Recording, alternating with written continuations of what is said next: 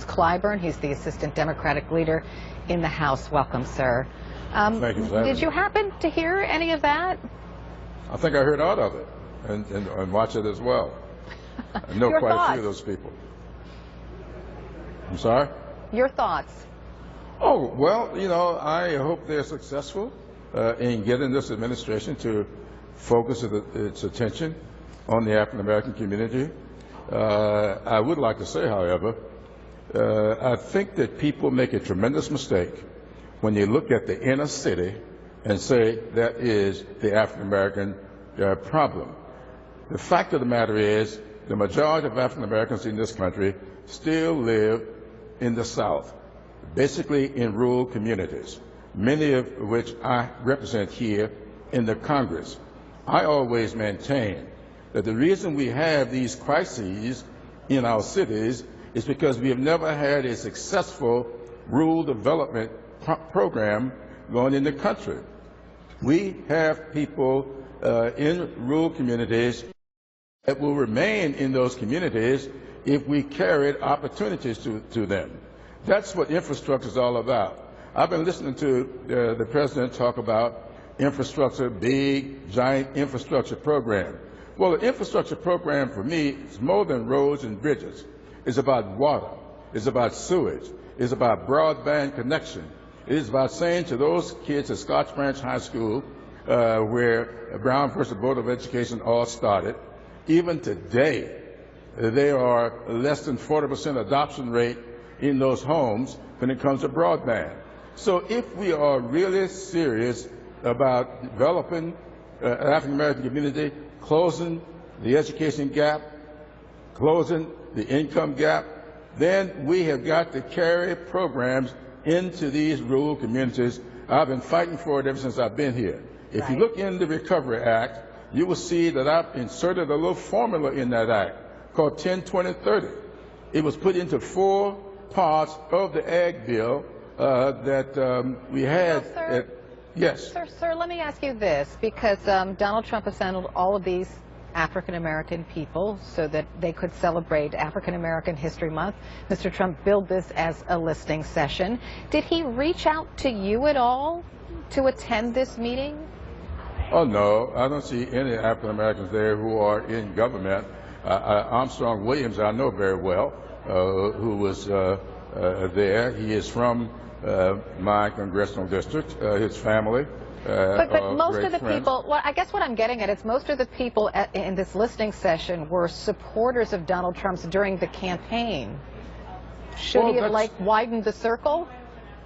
Well, it seems to me that to be successful with an administration, as in everything else in politics, to learn how to add and multiply.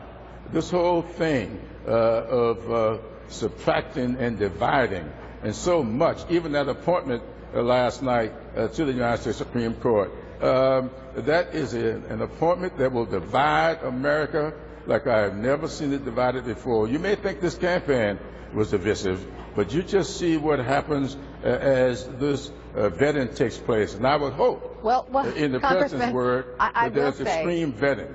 I will say that Republicans are looking at the Democratic Party at the moment and calling them obstructionists, especially in light of what just happened just about a half hour ago. And I'm going to try to explain it to my viewers. It's very difficult, but essentially the Democrats were boycotting these committee hearings on these Trump nominees, right? So the Republicans suspended the rules and completely cut the Democrats out because they weren't cooperating at all. And now all of these nominees go to the full Senate for these confirmation hearings without the Democrats taking part. What do you think about that? Well, we did take part. Look, I think you know what's going on here.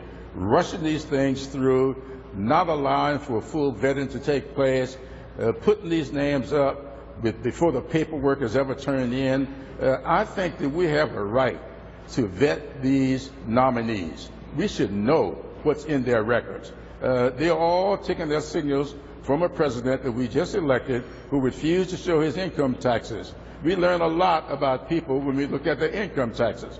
We learn a lot about people when they fill out the right paperwork and turn it in. So ask them to participate in an unfair, biased system The Democrats just decided they would not be a party to that. And so this is not being divisive. This is bringing attention to the fact that they're rushing these things through, not giving us the paperwork, and then with these new questions arise, you don't want them to answer the questions. Well, Congressman, Senator Orrin Hatch is not happy about this. He's called Democrats idiots. I heard that, and I hate to see Orrin do that. I know Senator Hatch very well. We worked very closely together. He has helped me tremendously with my Gullah Geechee Heritage Corridor and other programs, but I think he got a bit miffed.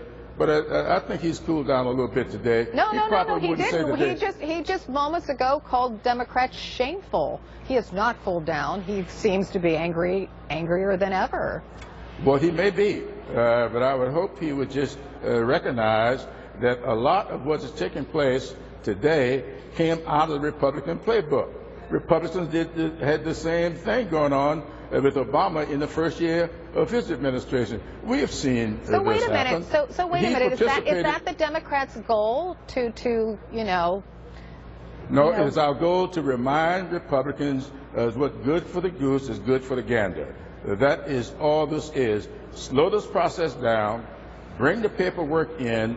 When these questions arise, the Wall Street Journal is writing about stuff that was falsified in the testimonies. So if someone gives what looks like false testimony, bring them back to the committee and let's answer questions about what this is all about. Clear this up. Could I interrupt you just for a moment, sir, and I Sure. apologize. This is Judge Gorsuch, who Mr. Trump nominated for a position on the U.S. Supreme Court. He's going to meet with the Vice President of the United States, Mike Pence, and then I assume he will make his way and talk to lawmakers. I know that you mentioned Gorsuch, and you're not a big fan, but would you be interested in listening to what he has to say? I always want to listen to what anyone has to say. This is not about whether or not we listen. This is about whether or not we get a chance to ask questions and get some answers, whether or not we get a chance to highlight what has taken place in this person's record. And if extreme vetting is good for refugees, I think extreme vetting is good for nominees to the United States Supreme Court. So I think he should be subjected to some extreme vetting to see what he meant by some of these decisions that he has written about. You know, I love people with good, smooth personalities, with great writing skills, but I want to know the subject matter that they write about, whether or not that subject matter is something that I can buy into and would love to see passed on to my children and my grandchildren. But just because you write smoothly doesn't mean you're writing good. All right, Congressman James Clyburn, thank you.